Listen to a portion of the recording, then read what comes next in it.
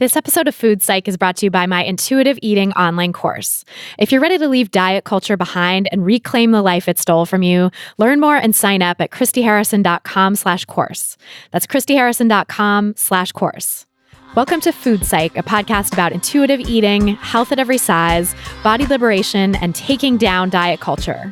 I'm your host, Christy Harrison, and I'm an anti-diet registered dietitian and certified intuitive eating counselor, offering online courses and programs to help people all over the world make peace with food. Join me here every week as I talk with interesting people from all walks of life about their relationships with food and their bodies. I remember I was teething, little gums bleeding, cried every evening, it was all about eating.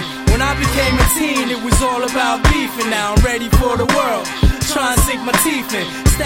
Hey there, welcome to episode 174 of Food Psych. I'm your host, Christy Harrison, and today I'm talking with Angela Garbes, author of the amazing book, Like a Mother, A Feminist Journey Through the Science and Culture of Pregnancy. I just love that title. And we talked about how pregnancy changed her relationship with her body, how writing her book helped her develop greater body acceptance, how our society dismisses body diversity and encourages us to hate our bodies, the importance of self-compassion, the lack of diversity in science and medicine. So much great content. It was really far-ranging conversation, and I can't wait to share it with you in just a moment. But first, I'll answer this week's listener question, which is from a listener named Shauna, who writes, "Hi, Christy. For the past several months, I've read Intuitive Eating, listened to your podcasts, followed your Instagram page, and read your blogs. I've been trying to eat intuitively since August, but one thing I can't seem to get a grasp on is my sugar intake. I don't gorge myself with brownies and cookies like I used to, now that I know they are not quote-unquote off limits. However, I find that I need a sweet treat every day.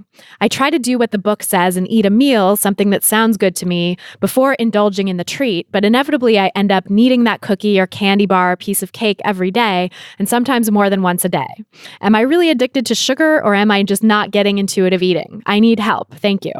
So thanks, Shauna, for that great question. And before I answer, just my usual disclaimer that these answers and this podcast in general are for informational and educational purposes only and aren't a substitute for individual medical or mental health advice. So first of all, just sort of quick answer is that it's totally normal and okay to eat sweets every day. You're absolutely not addicted to sugar. It actually is not even possible to be addicted to sugar anyway. The behaviors that get labeled as sugar addiction are actually just responses to sugar deprivation and energy deprivation. And when people or animals have consistent access to sugar, compulsive behavior around sugary foods disappears, like you've seen in your own life, right? So you're no longer binging on sugar. You're no longer compulsive about cookies and brownies. You're just having those foods when you want them, and it's totally okay.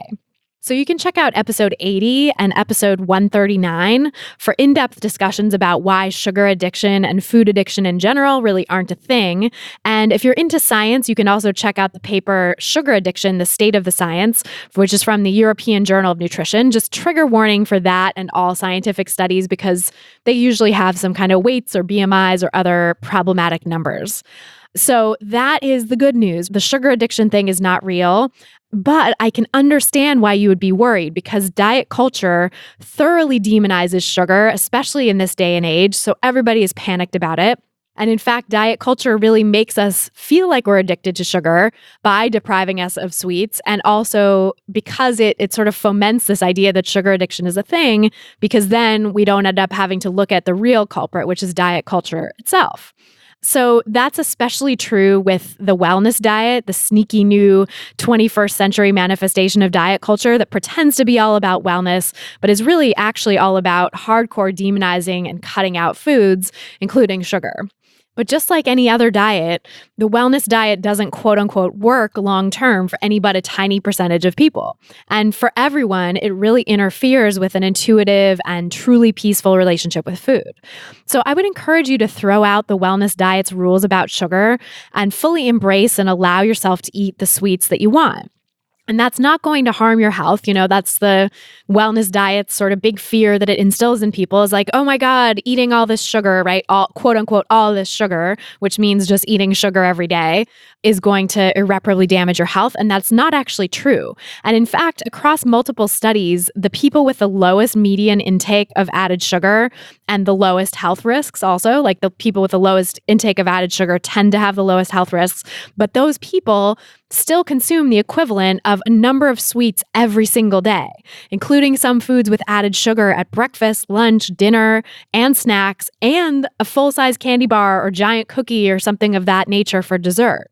So remember, these are people with the lowest health risks and the lowest average sugar consumption, and they're still eating that much sugar every day. So it's not like you have to totally give up sugar to be in good health. You can eat a variety of foods that include, yes, diet culture darlings like protein, fats, veggies, and fruits, and the foods that diet culture currently demonizes, like carbs and other sugars and dairy and gluten, and still be in good health and not be putting your health at risk. So you don't just have to eat the diet culture darlings. You can also eat the foods that it criticizes, that it condemns, that it demonizes, and you'll still be in good health.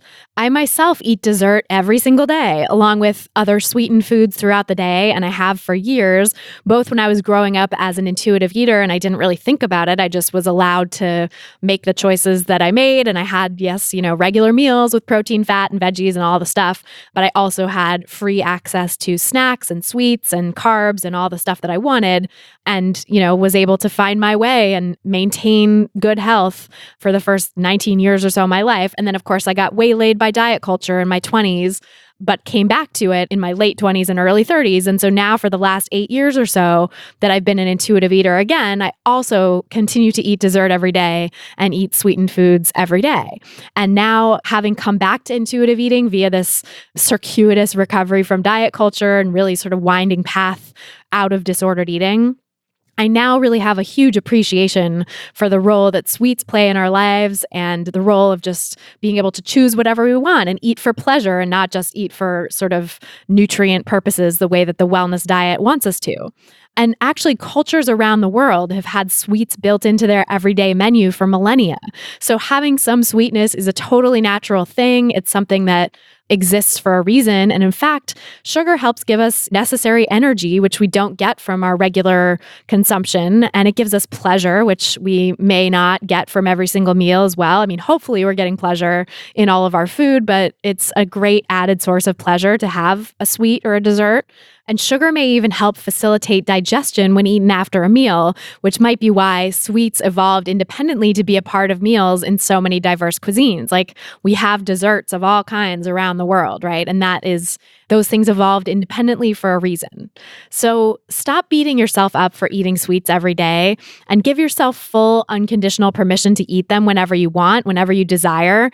And then you can listen and respond to your body and your brain's desires rather than reacting to the diet mentality telling you that you're not, quote unquote, supposed to eat sweets.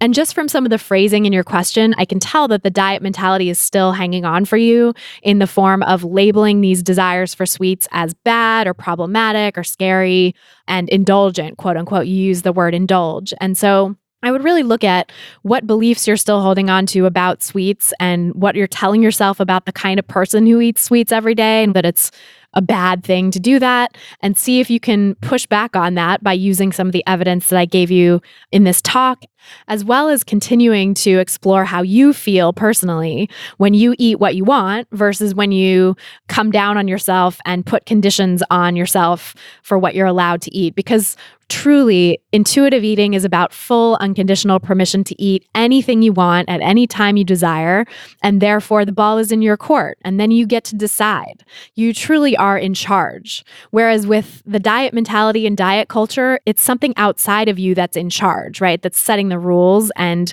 you're having to follow the rules or rebel against the rules, and so you're not truly in charge in that case. So intuitive eating is about putting you fully in charge, fully in the driver's seat of your own food choices and allowing you to say, yes, I'm going to honor my desires. I'm going to, think a little bit about gentle nutrition and make sure I get meals that are satisfying and stuff. Probably won't feel so great if I eat nothing but cake every single day for the rest of my life, but I'm allowed to do that if I want to, because again, the ball is in my court. I'm in charge. I'm in the driver's seat. And if I want to make that choice, I'm allowed to make that choice because I have bodily autonomy. And also, maybe it's not going to feel so great to eat nothing but cake every single day for the rest of my life, but I still might want to eat some cake every single day for the rest of my life along with other foods. And that is totally okay. So with intuitive eating, again, you're the one in charge. Diet culture and diet mentality are not in the driver's seat anymore. And so to the extent that you're still being controlled by the diet mentality and potentially acting out of its rules or rebelling against its rules, you're not fully immersed in intuitive eating yet. So I would just keep practicing, keep exploring, keep pushing the limits of what is even more permission that I can give myself. What's even more unconditional permission that I can give myself? Because right now you've got some conditions on your dessert eating, right? You're like, okay, nothing is off limits, but it's bad to be eating it every day. That's the thing that you're still telling yourself.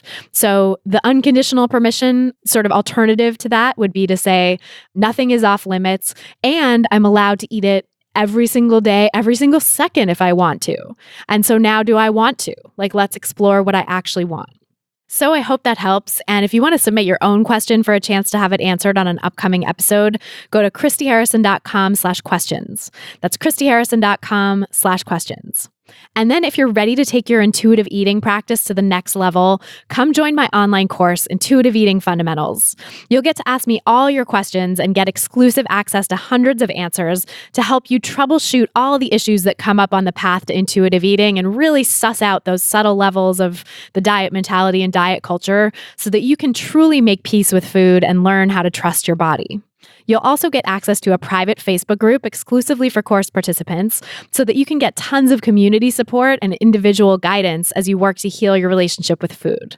If you're ready to become an intuitive eater and leave diet culture behind once and for all, you can learn more and sign up for the course at christyharrison.com/course. That's christyharrison.com/course. We're brought to you today by Poshmark. Instead of buying new things, head to Poshmark to shop from millions of closets across America. I love Poshmark as a tool for recovery because it's a great way to clear out your closet of the clothes that are triggering and uncomfortable and get new ones that feel great at really affordable prices. Just download the free Poshmark app to shop from tons of brands across the size and gender spectrum, including some great plus-size options. When you see something you want, simply make the seller an offer so that you can get items at the price that works for you. I just scored 3 great wool sweaters in really nice condition for the price that I would have paid for one if I'd bought it new. And when you're ready to clean out your closet, which I highly recommend in recovery from diet culture, listing on Poshmark is super easy. You just upload pictures of your stuff to the app, set a price, and then ship it to the lucky buyer. No more waiting in line at your local thrift store just to leave empty-handed. Today, you can get $5 off your first purchase when you enter the invite code FOODPSYCH when you sign up.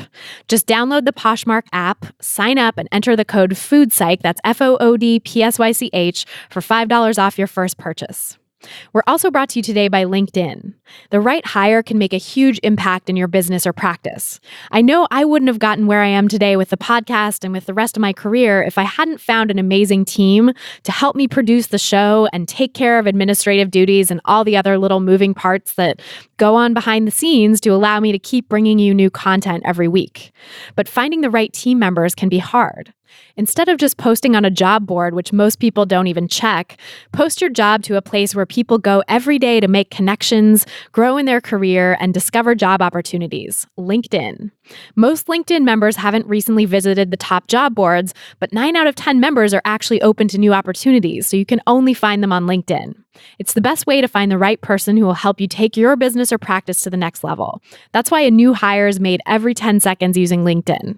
Head over to linkedin.com/foodpsych and get $50 off your first job post. That's linkedin.com/FOODPSYCH to get $50 off your first job post. linkedin.com/foodpsych. Terms and conditions apply. And now, without any further ado, let's go talk to Angela Garbes. So tell me about your relationship with food growing up. Well, I wouldn't say it was anything, actually, that's such an open-ended question. Even though I've thought about this, I just realized I seem remarkably unprepared to answer. So my strongest memories of food and my relationship to food growing up it really is the story of my family, which is an immigrant family. My parents came from the Philippines in 1970. And food was very much a mix of cultures. My parents cooked dinner for us pretty much every night, and it was really important that we all had dinner together, which really, when I see that now, food was such an important part of my life, and it still is. And that was really, I think, born from them. And also because they were immigrants, this isn't something that I realized until later. I grew up in a really small town in Pennsylvania, and it was rural, mostly white. We were one of few families of color. And this was before even in small towns now in supermarkets, there'll be, the Asian, I'm using finger quotes, the ethnic aisle, with Asian ingredients. But that was really before, this is the early 80s, that there wasn't that much. But my parents cooked Filipino food, at least, I want to say, over half of our meals were Filipino dishes. And even when they didn't have all of the ingredients, they would make substitutions. There's a dish that I grew up eating called pancit palabok, and traditionally it's made from pounding shrimp heads. And my mom used to use Campbell's cream of shrimp condensed soup to make it, which now looking back on it, I see how, I think I learned this indirectly though, that, food is really a reflection of culture.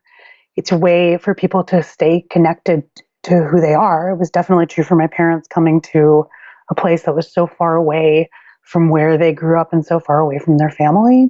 So that was something that was instilled in me from a young age. I think even before I was really conscious of that.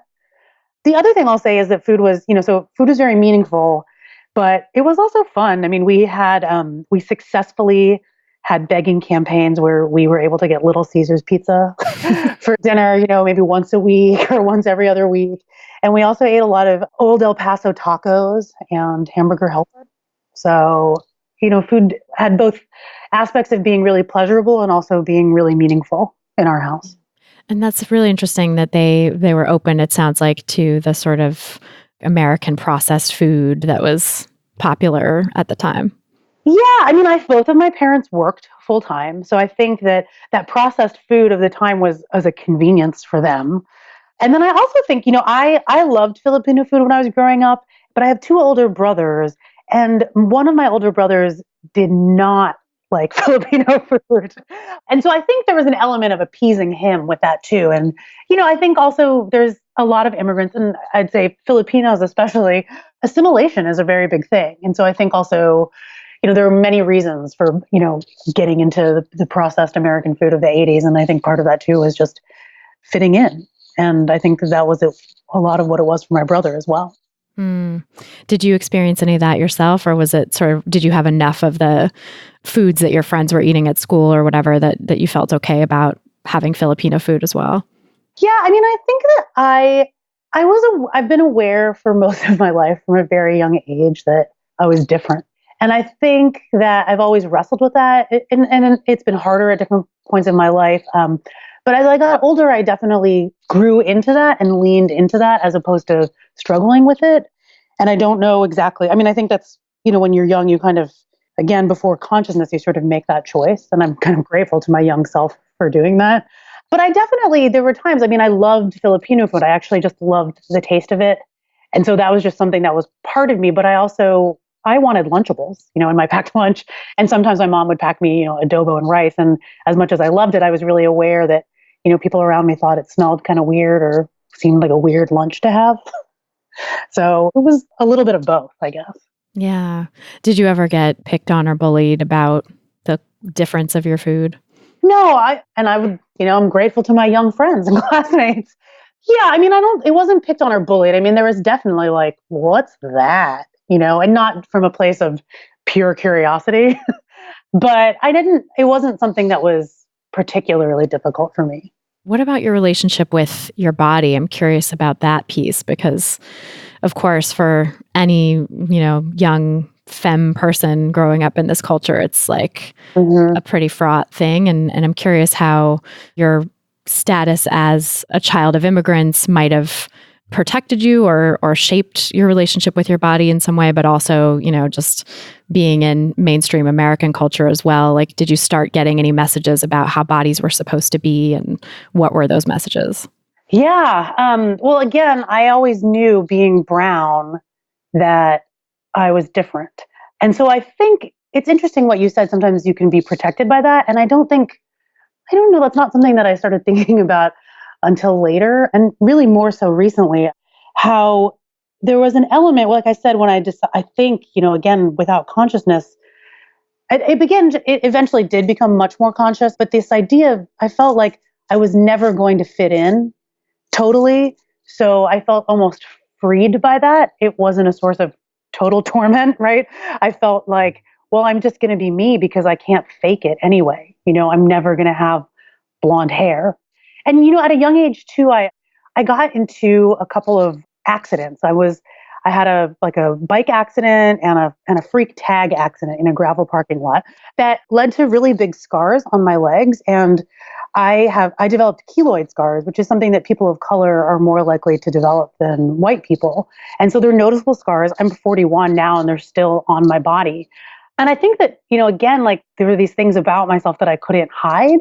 And I just didn't, instead of shrinking into that, I just sort of owned it. And I wish that everyone could have that in some ways. I think it's, when you're young, there's a level of self-consciousness that I'm talking about, but then there's also a level where once I sort of decided to just be okay with that, I didn't feel as self-conscious. Yeah, that's pretty remarkable too, to have that ability to make that decision as a young person. Yeah. What do you think contributed to that? I'm grateful for this question. I think, at the basis of it all, I was a very loved child. And I think that does so much for someone, and like, I'll say that my relationship with my parents has been complicated throughout my life, and my parents came from a completely different culture. And I definitely was not the little girl that my mother dreamed that she would have. And so even though my relationship with them has gone through a lot of ups and downs over the years, I've never questioned their love for me. And they always encouraged me to be myself. I think that foundationally is probably the root of it all. Oh yeah, that's huge. Such a rare thing as well to have that kind of basis, of feeling secure in yourself. Mm-hmm. And I think also, my dad is someone who, my parents, they came from the Philippines, and then later in life, we were raised speaking only English, even though my parents spoke Tagalog to each other. And only later in life, when I was in high school, and I asked my dad, like, how come you didn't teach us Tagalog? And what he said was, initially my parents had said, well, you guys didn't want to learn that. And I thought, well, that doesn't make sense, because how did I learn English? Okay, like that's what you taught me, right?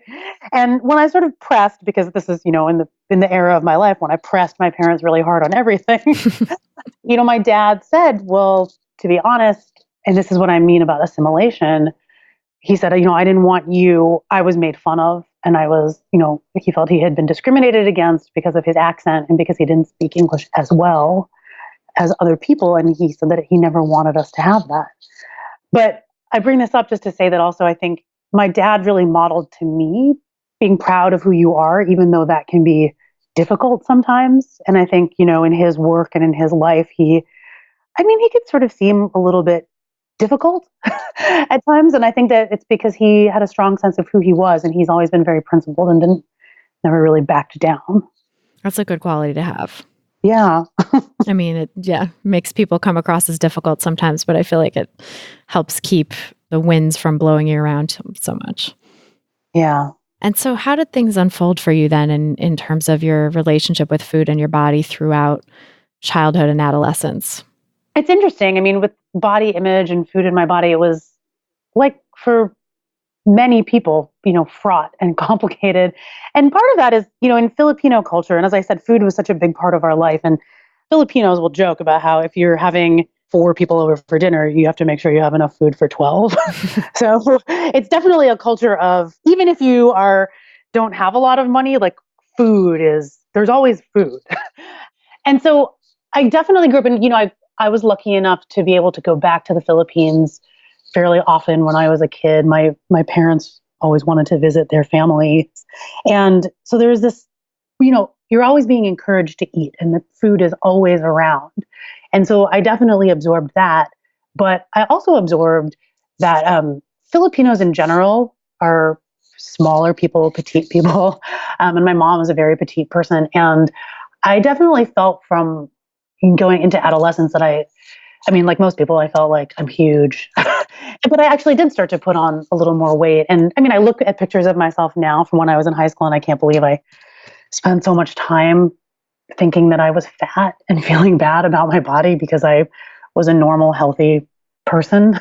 Not that there's any one vision of what's normal, but I was, a fairly average kid. So I also kind of absorbed this message that, you should eat, but also you're kind of fat and a little bit bigger. And that's something that I still probably wrestle with to this day.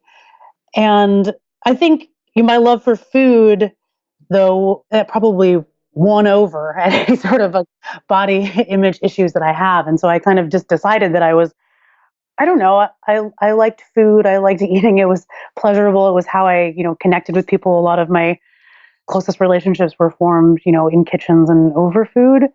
And so I think I kind of decided to accept a complicated relationship with my body, right? And so that I could enjoy food more. That's so interesting. And I think that is kind of, I talk a lot about diet culture on the podcast and how the culture that we live in, it just makes it impossible to not think about your body and how food is affecting your body and your size and how it compares to other people. And so it's like, if you're going to be someone who loves food and for you pursues a career in food writing too, which I'm curious to get into as well, there's a certain element of like, you have to choose to be okay with or just put aside and maybe kind of compartmentalize the concerns about your body. Mm-hmm. Yeah, for sure. I actually was a food writer as well in my first career. And so that was I was very much struggling with my relationship with my body and food at the time, and actually started a career as a food writer with an eating disorder, like unbeknownst to anyone around me. But that's what made me so interested, starting my career in journalism and deciding on a beat. I was like obsessed with food because I wasn't eating enough of it. And so it drove me to choose reporting on food and like organic farming and all the food industry and food politics beat was really fascinating to me because I had all these messages swirling around in my head about like what was bad and what was good. And that was very much a part of my journey with food writing as well, was like learning how to put the food first and especially as I got more into like just the writing about the pure pleasure of food as opposed to the politics of food. Because I ended up working at Gourmet magazine. So it was like, I had to put aside the weirdness and just focus on the pleasure and excitement of food. And it was definitely a situation of compartmentalizing. Yeah. And how did that, I'm so interested in that. Like, how did that, I'm not that anything is so easily resolved, but I'm wondering how that played out for you. Yeah, it's a great question. It was a very winding journey. And I ended up, so Gourmet folded in 2009, and I was there in the last 2.5 years before it folded. So I was aware that something was coming down the pike, in terms of the magazine potentially going away. And I decided to apply to go to graduate school and become a dietitian and get a master's of public health and nutrition, partly because I was enjoying like covering all that stuff in my work as a food writer, but also partly because I was like, maybe then I'll finally lose weight. Maybe then I'll finally like master my body, So it was very much, from the time like when I was 21 or whatever, when I graduated college and started working in journalism to the time, 2009, that was like 6 years later, I very much came out of the worst part of the eating disorder. Like it was really an undiagnosed, full-blown eating disorder back in the early days when I started and right out of college. And then slowly, because of working in food writing and also dating a food writer, so I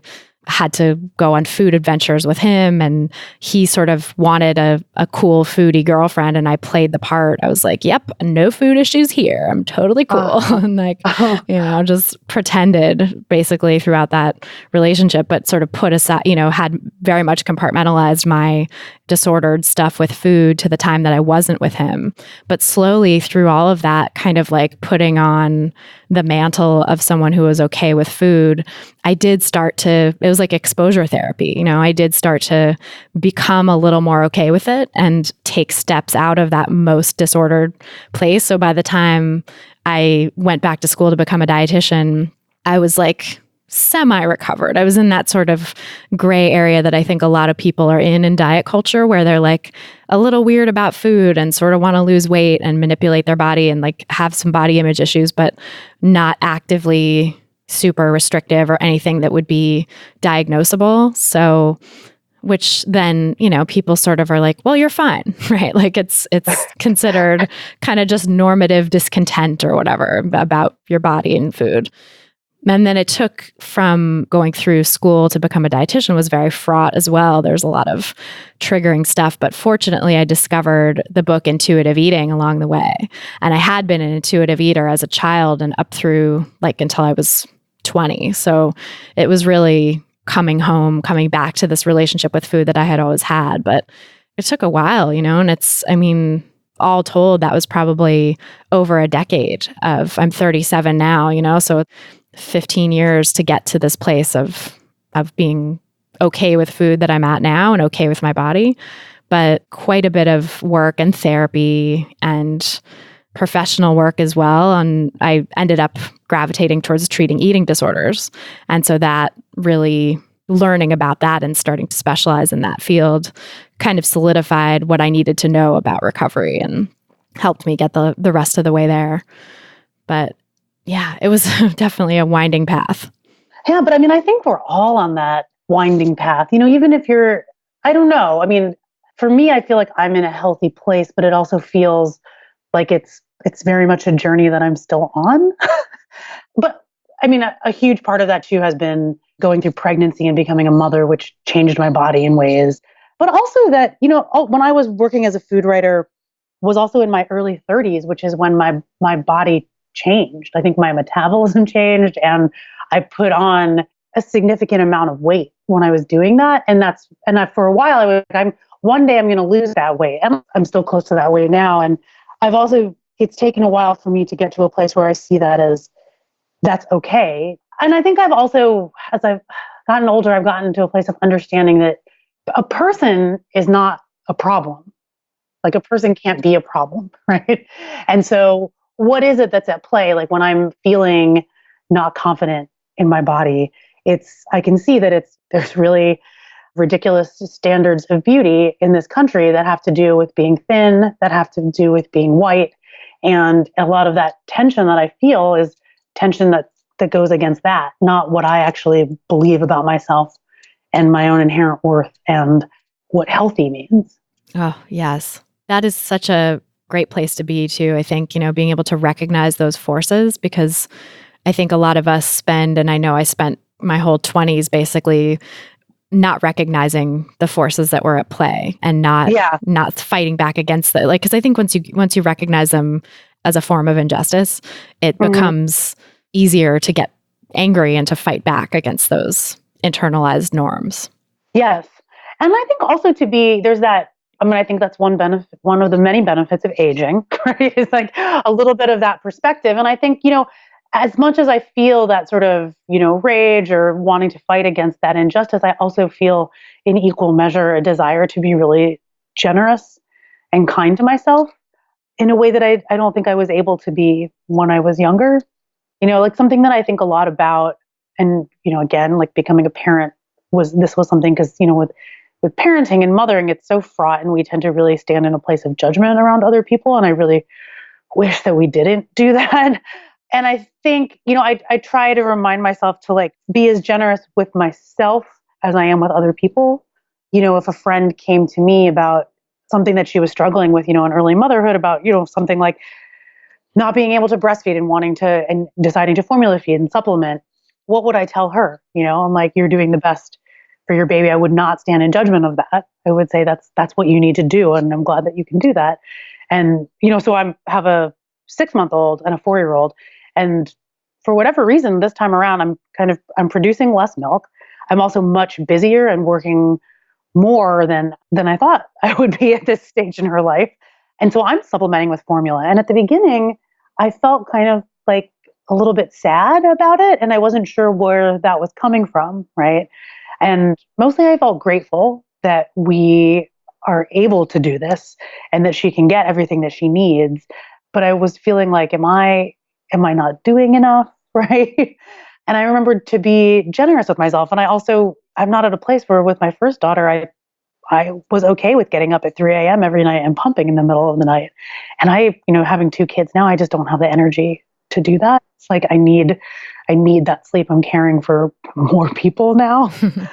But I just think it's also important as we recognize the things that are wrong, right?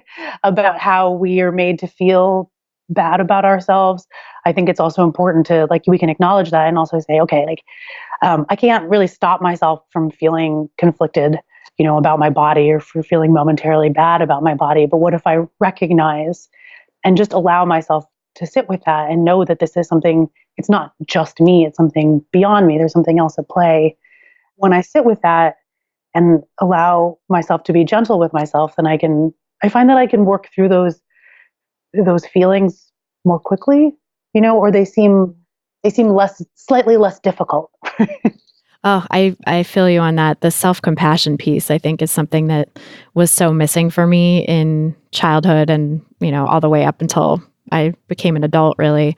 And learning through recovery to practice self-compassion was one of the keys, I think, to being able to allow myself to just take the steps and have it be messy and allow myself to not be perfect or pursuing perfection. And that, I think, because the sort of false idols that we're given and holding up to strive for, it causes so much angst and so much self-flagellation to strive for them. But also I think there's this other, we can easily just apply that same self-flagellation to I'm not being a good enough feminist, or I'm not being a good enough, I'm not rejecting the patriarchy or racist beauty standards enough because they're popping up in my head. And so I'm so bad for having this.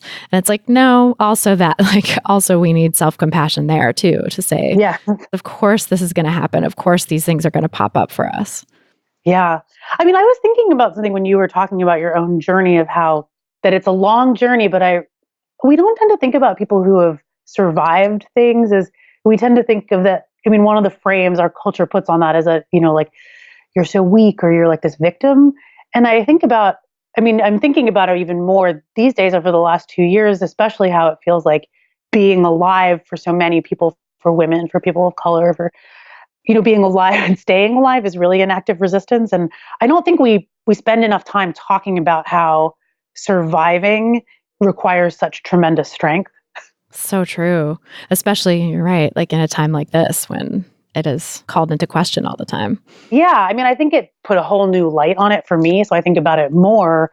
But I also think about, to live through close to a decade of disordered eating and to come out through that, the amount of strength, that required, while also, advancing your career and holding your general life together, you're expending so much more energy and strength than a lot of other people have to. I'm not saying that that's right? And so it's great that you had that. But I think that we need to give ourselves credit for that.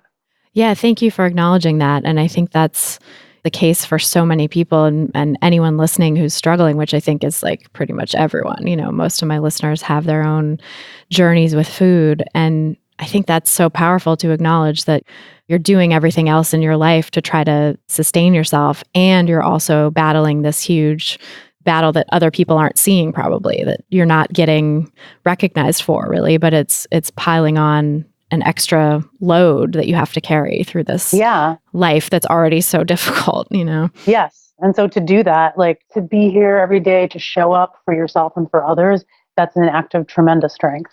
Yeah. Absolutely. So I'm curious to talk about this journey of professionally becoming a food writer, and then also moving into writing about pregnancy and bodies in that way. Your book, by the way, is incredible. I just want to shout it from the rooftops, and I'm so glad to be able to bring the message to my listeners, because at the end of every chapter I cried, somehow just there was just these soaring, beautiful, it just reminded me so much of the beauty that we're capable of. And yeah, it was incredible. Thank you. That really means a lot to me. So yeah, I would love to hear about how you came to write about, well, first of all, to write about food, and then this entree, I know, into writing about bodies and sort of women's health was through breast milk, writing about breast milk specifically. Yeah. So I started writing about food in, gosh, I want to say it was probably like 2006. And I had actually, it was just, I was kind of in the right place at the right time. I was working in the sales department of an alt weekly, The Stranger, in Seattle. And I was leaving that job, and I had a writing background, but I had never really tried to write for the paper. I was working just in the sales department selling ads, and I wasn't really very good at it, but that's another thing. So I was getting ready to leave, and Dan Savage, who was the editor-in-chief at the time, emailed me and said, "Hey, what do you think about submitting a sample food writing piece for us? I know you have a writer's background, and what do you think?" And I was like, why am I being asked to do this? And so it's funny, like, as I was saying earlier, food was such a big part of my life growing up, but I had never tried to be a food writer or anything like that. But so when I asked Dan, like, okay, sure, I'd like to do that. Like, why did you ask me to do this? He said, well, so we were talking about it, and unbeknownst to me, I had spent the year that I was there having conversations with pretty much every single person in the office. He said, you go around every day talking to people about what you made for dinner, where you ate, or like where they ate. And like everyone wants to go to lunch with you. And he was like, it just seemed like you would want to write about food. And it had never occurred to me. But so I like wrote a sample piece. And when I did it, I thought, like a lot of things in my life just made sense. And then I started thinking, about my own upbringing with food. And I got into food writing, and I started thinking about how I got kind of annoyed with how, we're in a better place in food writing where there's more people of color and people from more diverse backgrounds. But, at the time it was very, like, I'm using air quotes again, ethnic food, right? Even though they're all ethnic, but it was like Asian food, and the food that I grew up was really seen as cheap eats or ethnic food. And it wasn't really given the same consideration or space in print as, French food or Italian food. And so I kind of came at it with a little bit of a chip on my shoulder.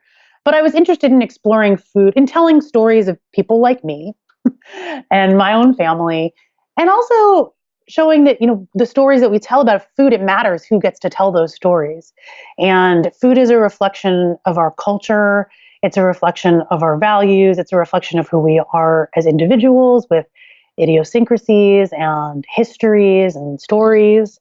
So that's kind of how I got into it. And I was never really comfortable writing restaurant reviews, even though I had to do a lot of that. I just liked writing about food and what you were getting at earlier, the food's a way to talk about so many other things.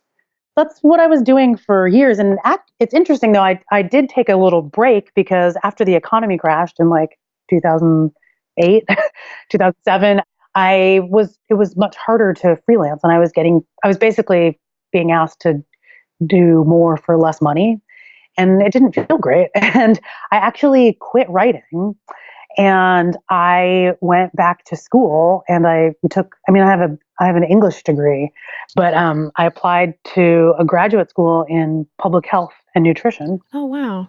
Yeah, because what I wanted to do was, I still wanted to work in food, but I wanted to work with immigrant communities and communities of color, because there was this push to, everyone needs to be eating healthier, right? Like, and there's, soaring rates of diabetes, in immigrant communities and Latino communities and the Native community. But, not everyone is going to just eat kale, right? Which is what I was sort of perceiving was like the message that we were sending people. And so what I wanted to do was to get a degree and then work within these communities to help them to develop, curriculums around healthier diets that were culturally appropriate. And that's what I did. I quit writing, and I spent 2 years taking all the science classes that I did not take throughout college as an English major. I feel you, because I was a rhetoric and French major, so same thing. It's like, so there I was, in an organic chemistry class with 20-year-olds, and I was 35 at the time. I took the GRE, but I was accepted into the program, and so I was going to enroll, but then I found out I was pregnant. So I deferred for a year, and I thought I'll go back in a year, and I was going to wait tables, which is what I had been doing when I was taking classes. I was working as a server at a restaurant. But so a week after I gave birth to my daughter, I got a phone call from the same alt weekly that I had worked at and written for years. And they said, we're going to hire a full-time staff food writer. Are you interested in the job? And it's pretty much a no-brainer because no one's ever going to call and offer you a full-time staff writer job. Again, is what I thought. And so I decided, like I did it once. If I really wanted to go back to graduate school again, I still can, but I took that job. And so, and this kind of segs into, the next stage of my career, which is I started work and I was a new mom. I mean, I started at that job when my daughter was 8 weeks old. And I was a breastfeeding mom. So I was also a pumping mom. So I was pumping at the office 2 or 3 times a day. And the way I tell it, I was thinking about food, I was eating food, I was writing food, and I was producing food 24 hours a day. There was really no moment of my life that food wasn't present. And like I was the food too. And so after a few months, I was asked to pitch some story ideas for a feature. They were basically like, you've been on staff long enough that you need to write a feature. What do you want to write about? And I said, I'm really interested in breast milk. And the way it landed in the editorial meeting was basically like a dead bird falling from the sky. The Stranger is not known for stories about motherhood. The thing that they're most well known for is for publishing Savage Love, which is Dan Savage's sex advice column. But I realized a few weeks later that no matter what I was going to write, I was going to research this and I was going to write about it. And there were a couple of things at play, which was that I felt I was actually kind of looking for motivation because while I loved breastfeeding in so many ways, I was really unprepared for how time consuming and how hard it would be and how draining it would be. And so I think I wanted to find out more about it because women face tremendous pressure. And I was definitely putting pressure on myself to keep going. And so, women are often told breast is best. And I was like, well, okay. And I do think, breast milk is optimal nutrition for a baby. I mean, although if you give birth to a baby who's healthy, full term here in the United States, the difference in health with breast milk and formula is not going to be as dramatic as it is if you're in another country with limited resources and, limited access to clean water, right? So part of it was that I felt like when I would ask, how does that work that breast is best? Like people tell you immunologically it's better for a baby. And when I asked, I thought was a very basic question. So how does that work exactly? No one could tell me. No one really had an explanation for that. And I really wanted to know, how is that possible that it's immunologically better?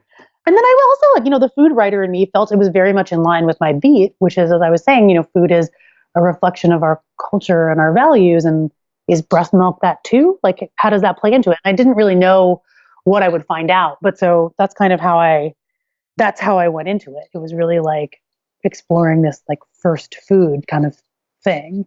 And so I wrote this article because what I discovered was really fascinating to me. Breast milk is a really dynamic substance that changes during the day with every feed because a mother's body is in real time responding to signals that the baby is sending that come in through her breast and nipple and mammary gland, receptors in the mammary gland, which is sort of little known but mind-blowing science. Completely mind-blowing. My jaw was on the floor when I read that. It's unbelievable. Yeah, and this is all really new. What I discovered was that we haven't really valued these aspects of reproductive health and maternal health, so we don't know, this is very, very new science. But when I found an evolutionary biologist who explained this to me and told me this, I thought, why isn't everyone talking about this, right? Because women's bodies are incredible. What they are capable of is just radical stuff. And also this could be highly motivating to people who are struggling with breastfeeding, who, maybe want to stop or who also just, I just felt like we should be talking about this. And that's kind of how I ended up, the success of this. I wrote this article on breast milk that I was hoping a few thousand people, a few hundred people in Seattle would read, right? But what happened was it turns out that I'm not the only person who had questions like this because the article went viral and to this day, it's the most read article in the paper's history. It's amazing. Millions of people have read it. Hundreds of thousands of people have shared it. And it's just, it's incredible to me. I never imagined that would happen. And being able to writing a book was an opportunity that came directly from the success of that article. But I didn't want to write a book just about breast milk. I had a lot of other questions about pregnant and birthing bodies, basically, starting from, before I had my first daughter, I had 2 miscarriages and I felt like no one really seemed to be able to talk to me about that or prepared to talk to me about that or explain why that might happen.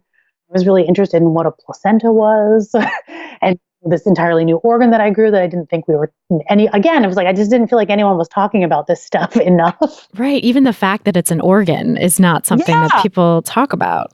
Yeah. And I mean, people are like, oh yeah, that makes sense that it's an organ, but I never thought of it that way.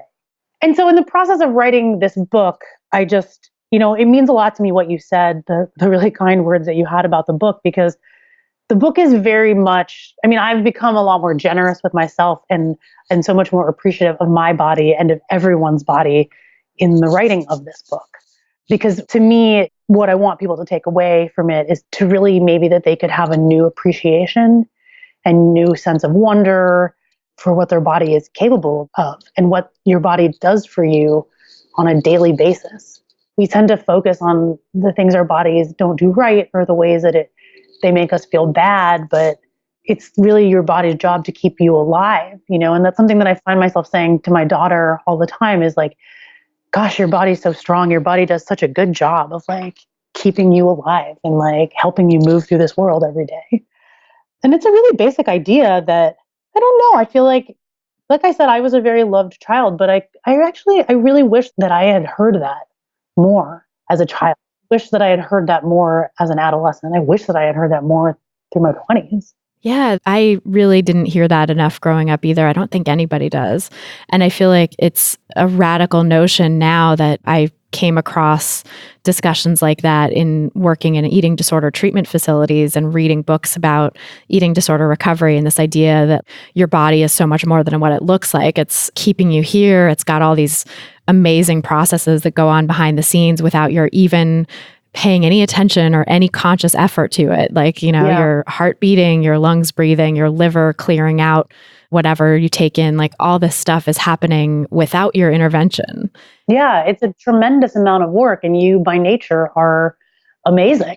Yeah. Like amazing. I really feel like we need to, it sounds sort of, touchy-feely, feel good, but it's true and we don't hear it enough.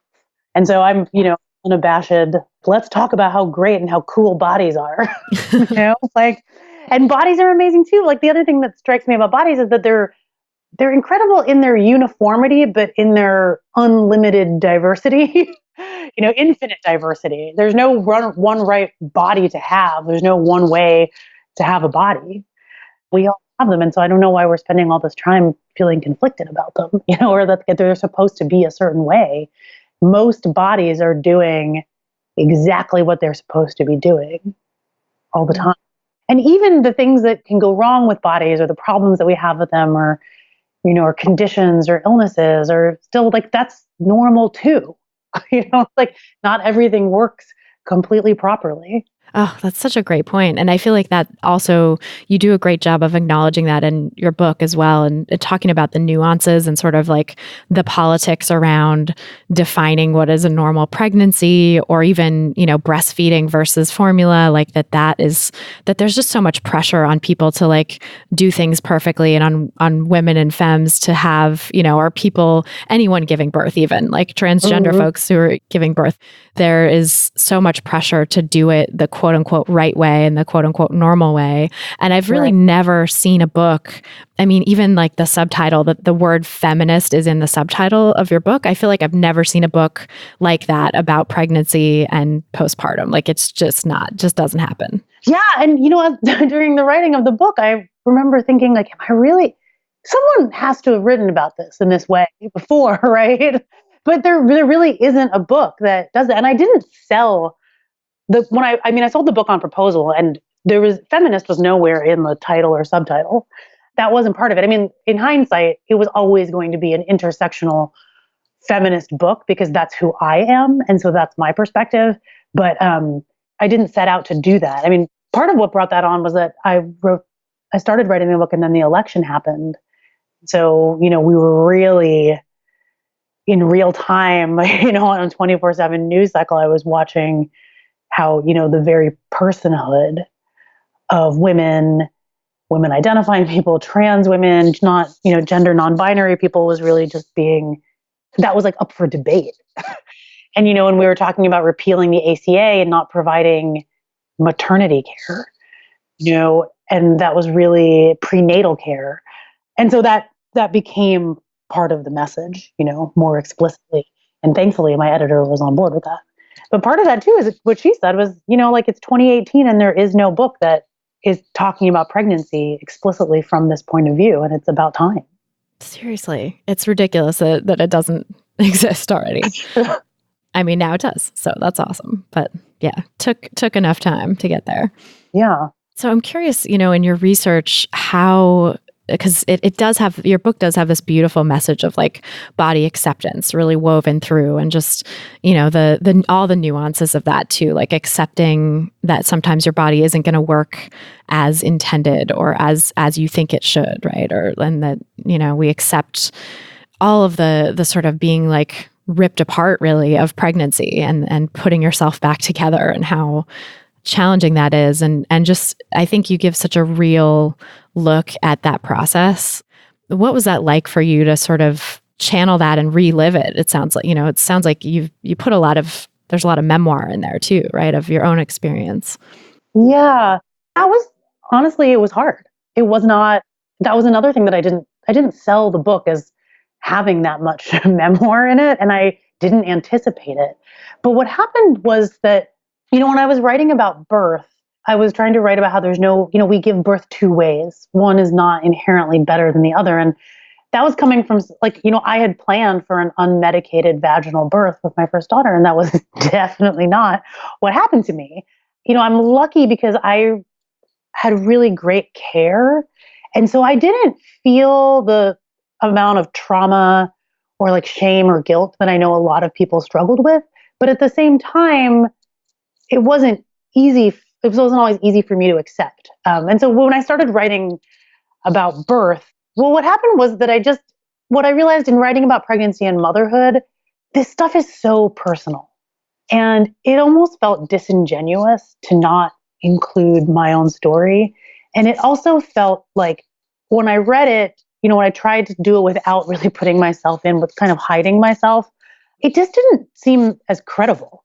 I felt like I had to, throw some of my own skin in the game, right? And it wasn't so much that I thought people would identify or that I needed them to like hear my story. I almost wanted them to relate to, maybe this didn't happen to you, but can you relate to the feeling of having lost control of your body?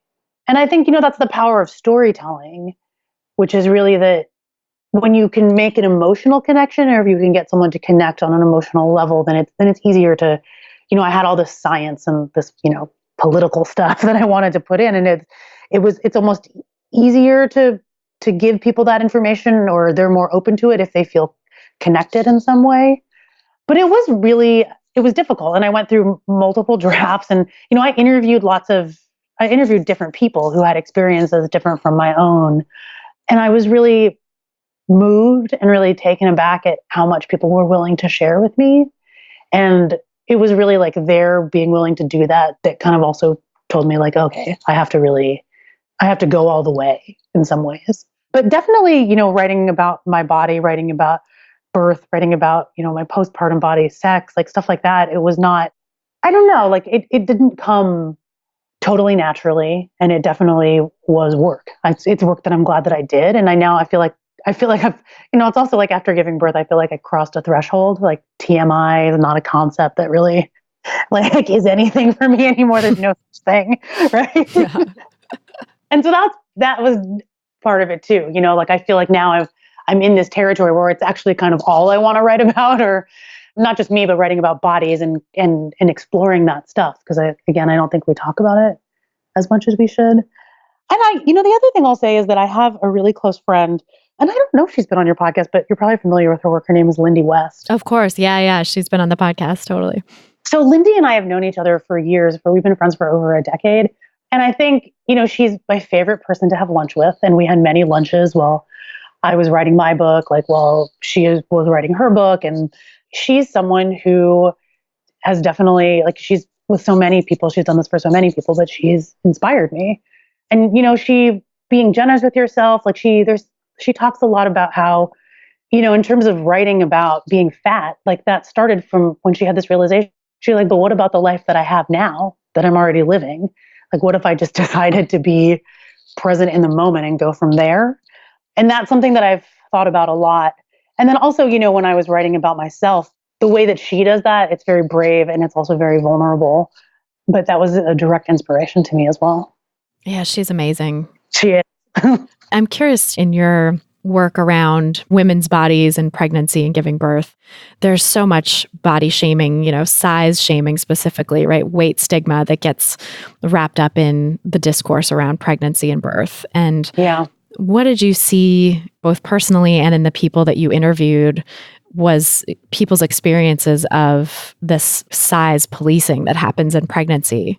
Yeah, well, it starts very early. I think we're all more generally aware of the conversation, postpartum, and there's a lot of people who reject this, get your body back, because that's just not really totally possible. Sorry, it's not. And if it is for you, great, but for most people, it's not. Right. It's this false promise of turning back the clock. I think that, it's worth spending some time talking about how early that begins. I'm someone who is a little bit bigger, definitely has curves, big breasts, and a tummy. But I remember early on, he was saying, you weight gain or something. He was like, typically people gain anywhere from to pounds. And he was like, I'd like to see you based on your weight now, probably, be on the lower end of that. And, I have a great doctor who generally has never made me feel bad about my body. But I felt a little bit well, that's weird. What does that mean? Right.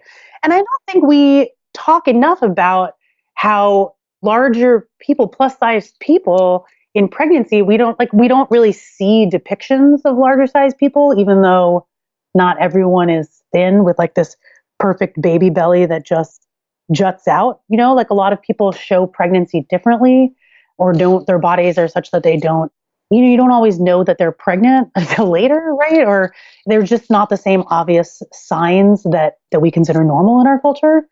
So, I think that there's that. We don't talk enough about how people of all different sizes get pregnant, and that's change, and that shows up in different ways.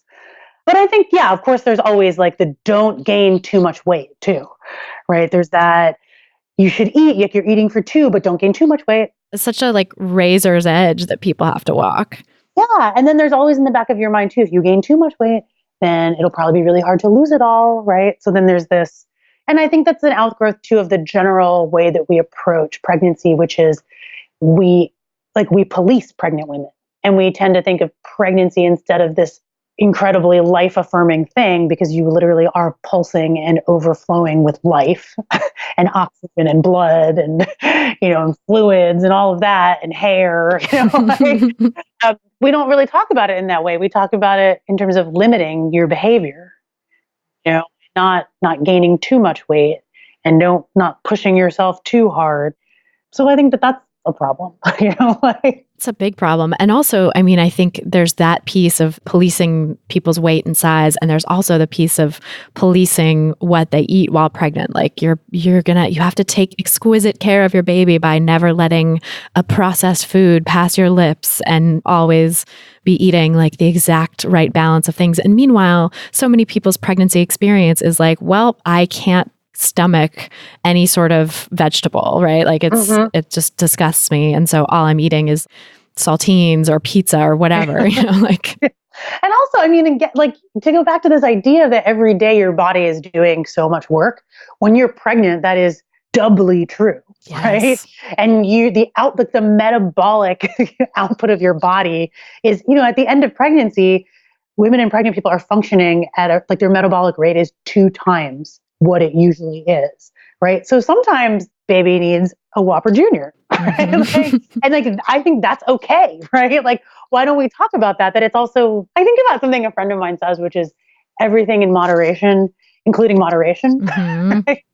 And I think that there's a way of, instead of thinking about it limiting, right? You can think about it in terms of some weeks, you're really going to want bagels a day, right? And it's okay. This is a really unique situation that you are in when you are pregnant, and there's no right or wrong way to do it, right? So you're probably not going to eat bagels every day for your entire pregnancy, right?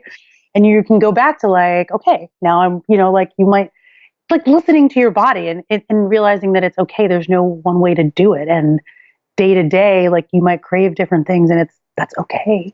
Right. And that it does all balance out, that it's not something you need to stress about, or that you're not irreparably harming your baby at all by like eating a Whopper if that's what you want, that, like those, I mean, my philosophy of nutrition is intuitive eating, and it's really about learning. I mean, there's so much more to it than this, but like learning to tune into your body's wisdom and listen to what it wants. And that includes hunger and fullness cues. That includes pleasure and satisfaction and what's making you excited. What do you crave? What do you want to eat? And like going for that, because ultimately, once you get rid of all the diet culture, the internalized bullshit from diet culture, basically, you can actually listen to those cues, such that a lot of people fear that, oh, if I listen to what I want and like let my body have what it wants, I'm only going to be eating brownies for the rest of my life. And and it's not true. It's not true. You're going to get sick of brownies. Your body really does. Like there are times when I'm a well-known over-orderer. And my husband is always like, I think that 4 dishes is enough. And I'm like, are you sure? Are you sure? But the truth is like, I mean, but I love leftovers and I love taking stuff home, but it's true. Like my body does tell me that I'm done, that I'm full, that I'm getting full. And it's a thing that, I now know that, right? And we trust that. But I think that, it's definitely that principle can be applied to pregnancy, because I think, again, because of the way our culture really polices pregnant women and pregnant bodies, we are kind of actively told not to trust ourselves, and I think that if we got to a place where we could trust ourselves more and also assume that we are all doing the best we can and looking out for our own health and our fetus's health, then that would free us, right? To like have a salad one day and have an entire frozen pizza the next, if that's what we want. Totally. Yeah. And I think that's such good advice too, in terms of allowing yourself to just shut out all the rules, shut out all the noise that's coming from diet culture. Because really this aspect of like the incursions into pregnant people's bodies and stuff is really diet culture coming in, with the food and size policing. Yeah. And what would it be like if you could just limit that stuff and only go for, I mean, it's so complicated parsing out what is legit science, like what do we actually have evidence to back up, and what is sort of an old wives' tale, like the stuff about drinking, right? Like your book really is so fascinating on that front, because the advice to completely cut out alcohol just doesn't seem to have any bearing on actual science, and there's lots of stuff like that. Yeah, I mean, it's really a public health policy, again, about limitations than it is about what does science actually say. And I think that that's another thing that's important in pregnancy, is that we have a growing body of information and scientific knowledge, but we don't have as much as we should. We haven't valued this stuff enough to really study it. And so there's a lot that we're just figuring out. And so a lot of times things that are told to us as rules, they're not really like someone made up that rule. And I think it's, again, we don't have all of the scientific knowledge that we should to like declare all of these things. And so I think it's always worth asking questions. I like to tell people to ask questions and to expect answers and to engage in a conversation. A really good healthcare provider should not be threatened by a patient who asks questions. It should be a dialogue that you have. And it's easier said than done, But I think that it's really, especially in terms of pregnancy, the answers that were traditionally given are not necessarily always rooted in a very wide body of established knowledge. Absolutely. I'm just thinking too about like body size recommendations in pregnancy, because those are really not rooted in good evidence. And, so many people will say, well, you're like quote unquote obese, so you're not allowed to gain any weight or whatever. Or like, oh, you really should be losing weight in pregnancy, which is just absurd. And that's what I mean. We don't talk about that enough. No.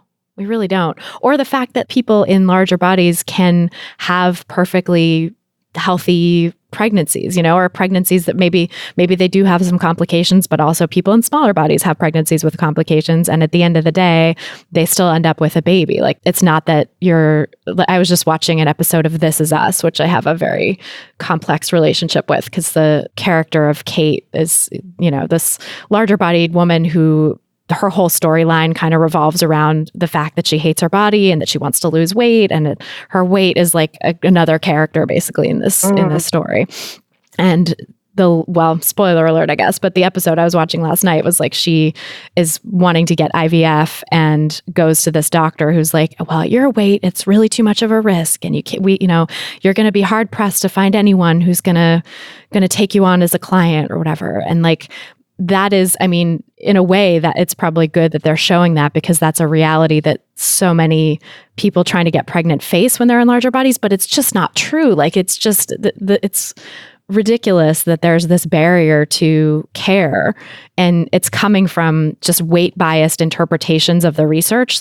People in larger bodies might have higher risks of certain things, but people in larger bodies have higher risks of many things, not because the larger body size causes those things necessarily. We don't know the causal relationship between body size and health outcomes, but there is a lot of evidence to suggest that weight stigma is a mediating factor there, where weight stigma might actually be causing the health outcomes that we're seeing in people in larger bodies, and yet the weight is getting blamed. Yeah.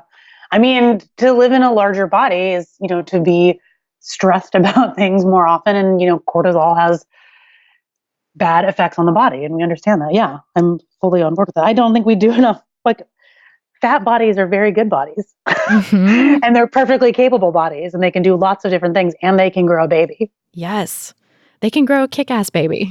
Yes.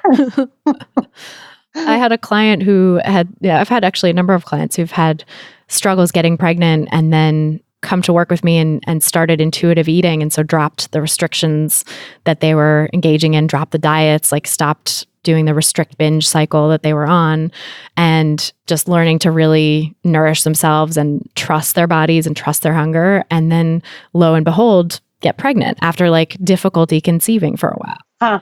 And I think that's something that doesn't get talked about a lot. And I know many colleagues of mine have had similar experiences in their clinical work. And there is some evidence to show that when people are restricting their eating, when their body fat stores get too low for them, even if they're in a larger body, even if they're quote unquote obese on the BMI scale, but their body fat stores are too low for their particular body, they're going to have trouble conceiving. And once they let go of those restrictions and allow their body to settle where it wants to be, it's going to become a lot easier. Yeah. Just fascinating how that evidence doesn't get out there, and people are just sort of recycling these same old, it happens with across the board in healthcare with body size, really, that these sort of old saws keep getting trotted out like, well. Yeah. That's something too that when my research in the book that is really, I was thinking about this earlier, and it's worth mentioning how, our very definitions of science and therefore medicine and health, they're not inclusive, right? Like, for centuries, the territory of biology, human biology, were white male bodies. Female bodies were seen as like a deviation from the norm, right? And, this is something that really, like, this always sticks with me. So it wasn't until 1993 that Congress passed a law saying that women and minorities had to be included in clinical trials that receive funding from the federal government. And that's like most clinical trials. Right. But that to me, just right there it is. Like, our very institutions, right? 1993, that was 25 years ago. It's ridiculous. Yeah. Like, how did it take that long? Oh. Yeah. Again, like, our ideas of what health are not including much of the population. And so I think, when you're saying like we recycle these old saws, right? It's because it's been that way for centuries, but it should not stay that way. Like, we're at a place where we need to be talking about progressing past that. Absolutely. And I think that books like yours really help add to that conversation, because you're writing this book from an intersectional feminist place, and that is something that does not exist in the pregnancy literature, but should. And same with science, there needs to be more research done on like super fat bodies and bodies of color and people, people of all different backgrounds, and just sort of testing hypotheses that have been taken as fact because of the research based on white male subjects, and seeing, does that actually hold true for people in different kinds of bodies? Yeah. Well, I love talking with you. This is so great. And I love your book, and I'm so happy you're out there doing the work that you do. Oh, thank you so much. It's really been a pleasure talking to you. And thank you for sharing your own story with me. Oh, absolutely. Can you tell us where people can find you and learn more about the book? Sure. I have a website. It's angelagarbes.com. And you can find a lot of information about my book and events and my social media right there. Fabulous. Yeah, we'll link to that in the show notes too, so people can find it and learn more about your book. And I recommend that everybody go out and get it. Even if you're not thinking about becoming pregnant, it's still really a great read, and I think very instructive as to what people go through in order to put new life on this planet. Relevant to everyone. That's what I like to say. Everyone's been born. Right, exactly. You all endured that. Right, exactly. It'll give you a new appreciation for whoever produced you. Thank you so much, Christy. Thank you so much, Angela. So that's our show. Thanks again so much to Angela Garbes for joining us on this episode, and thanks to you for listening. If you're looking for some practical tips to get started on your own anti-diet journey, grab my free audio guide, 7 Simple Strategies for Finding Peace and Freedom with Food. Just go to christyharrison.com/strategies to get it. That's christyharrison.com/strategies. You can also follow me on Instagram for a daily dose of anti-diet inspiration. My handle is Christy Harrison, where the first I is a 1. That's CHR1STY Harrison. So it's Instagram.com/CHR1STY Harrison. To get full show notes from this episode, including all the resources we discussed, plus a full transcript, head over to christyharrison.com/174. That's christyharrison.com/174. And to get the transcript, just scroll down to the bottom of the page and enter your email address. This episode was brought to you by my online course, Intuitive Eating Fundamentals. If you're ready to make peace with food, become an intuitive eater, and leave diet culture behind once and for all, learn more and sign up for the course at christyharrison.com/course. That's christyharrison.com/course. A big thanks to our editor and engineer, Mike Lalonde, and to my Food Psych programs team, including our community and content associate, Vinci Chue, our administrative assistant, Julianne Watasik, and our transcript assistant, Megan Saichi, for helping me out with all the moving parts that go into producing this show every week. Our album art was photographed by Abby Moore Photography and designed by Meredith Noble. And the music you're hearing behind me now is by a band called AWOL, and the track is called Food, used under the Creative Commons license. Thanks again for listening, and until next time, stay psyched. Stupid or scared, no work in the kitchen now.